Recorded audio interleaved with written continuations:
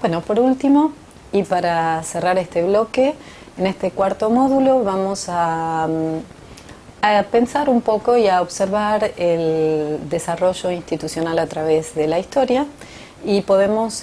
como ejercicio pensar en el cambio institucional, en este proceso que no tiene fin y que marca la evolución de las instituciones, de su calidad, de su forma, de sus valores y de sus modos de legitimación.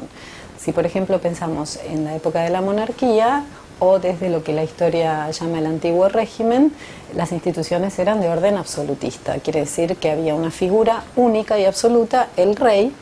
que gobernaba y administraba los intereses del Estado a partir de sus propios intereses y ambiciones personales. Toda la vida institucional y la vida social emanaban de su poder político, que no estaba sujeto a ningún tipo de institución. Acá vemos absolutamente las diferencias del orden institucional actual, donde encontramos división de poderes en el Estado y donde encontramos democracias parlamentarias principalmente, ¿no? En aquellas épocas del antiguo régimen y de las instituciones absolutistas, la identificación de la persona del rey absoluto era con el Estado, él era el Estado. Si queremos pensar en alguna práctica de aquellas instituciones, podemos pensar en la institución de la tortura, que era una práctica absolutamente legítima e instituida como forma de castigo para la administración de justicia. En este sentido, podemos ver la evolución de la institución de la justicia, cuya, digamos, evolución nos muestra el cambio en los modos y en los valores que sustentan a las prácticas. La tortura duró muchos años, pero por suerte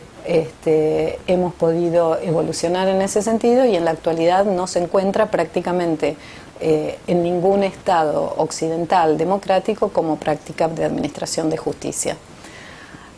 Si queremos pensar en las instituciones modernas, son en su gran mayoría instituciones democráticas y responden al orden parlamentario, y lo más importante de ellas, la más importante es el Estado, ¿no? Y sus poderes que responden al principio de la separación de los mismos como su forma organizativa. Sabemos que existen como poderes ejecutivo, legislativo, el Parlamento, y judicial. En este sentido podríamos preguntarnos también, a modo de ejercicio y para reelaboración de ustedes en los espacios de trabajo, si las instituciones que conocemos en la actualidad son verdaderamente democráticas o en realidad, y más allá de su sentido formal, responden a otros poderes o a otros órdenes. Nos estamos refiriendo principalmente si responden a intereses corporativos que ya trascienden lo nacional y pasan a lo transnacional. Tenemos la sospecha muchas veces que las instituciones democráticas en realidad responden a poderes, entre comillas, invisibles, que son poderes que responden a órdenes supranacionales y que deciden el rumbo de las instituciones democráticas, o de alguna manera les imponen rumbo y objetivos. En la actualidad y a nivel mundial se manejan frases o lemas del estilo, por ejemplo, de el libre mercado, si queremos pensar en la institución económica. Este lema circula a través de todas las instituciones de la sociedad actual, pero sabemos que la institución de los medios masivos de comunicación es un potente reforzador de este lema de libre mercado. Nos damos cuenta en este sentido cómo las distintas instituciones de la sociedad funcionan de modo imbricado,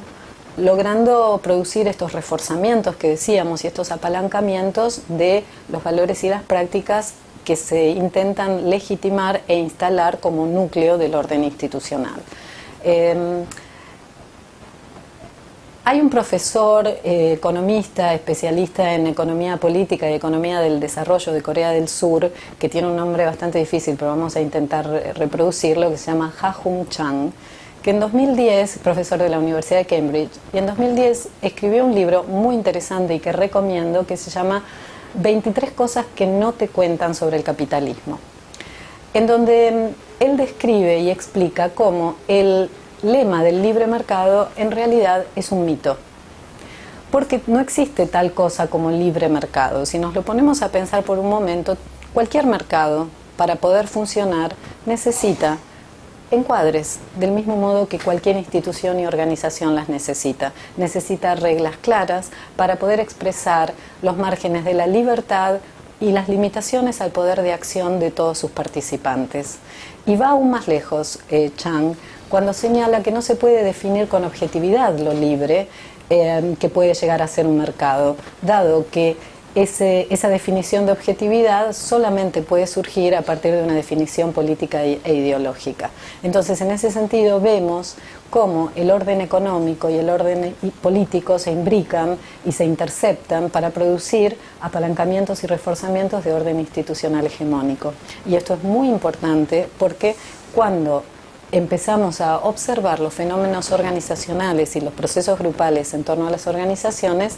estos instituidos están encarnándose y funcionando como en las prácticas efectivas de los sujetos que observamos. En este sentido, Chang propone, digamos, a modo de su superador, ir más allá del mito del libre mercado y poder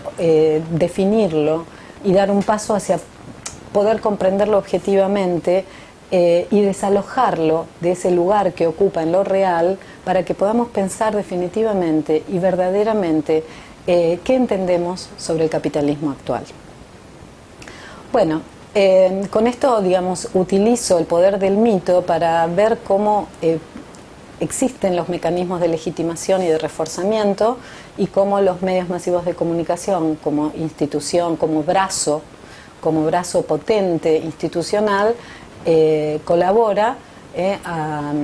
a establecer y fortalecer intereses afines y logra desplazar lo real de las transacciones y de las interacciones económicas en ese sector de la realidad que conocemos como institución económica o capitalismo. Bueno, todo esto a modo de ejemplo lo comento porque sirve para pensar la realidad y porque nos instala en este ejercicio que a mi gusto es fundamental en nuestra formación, que es poder observar la dinámica del cambio social y de sus instituidos. Es necesario reconocer a su vez la existencia y presencia permanente de la fuerza de cambio o fuerza instituyente como un elemento de descontento que se expresa permanentemente en las organizaciones, en los grupos, en los sujetos y la observamos en los procesos grupales, haciendo síntoma en general, adquiriendo la forma de la queja, la forma del descontento, la forma del desasosiego, de la incertidumbre, del descreimiento, que lo verificamos en todas las instituciones y las organizaciones que las representan en la actualidad, lamentablemente. Lamentablemente o no, porque en algún sentido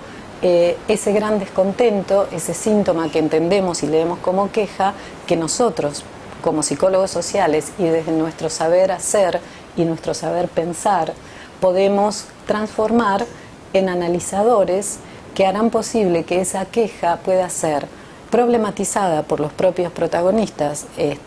con nuestra colaboración y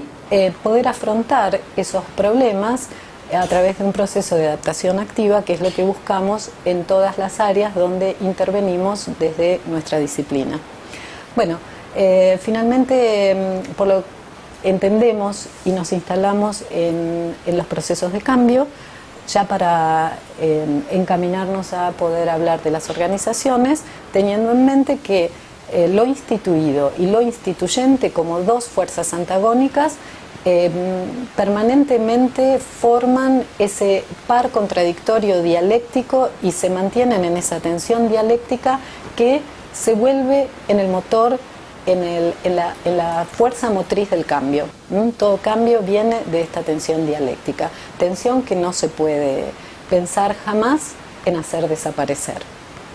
y que es la manera en que los grupos, las organizaciones, las colectividades, las comunidades, los pueblos y la sociedad toda cambian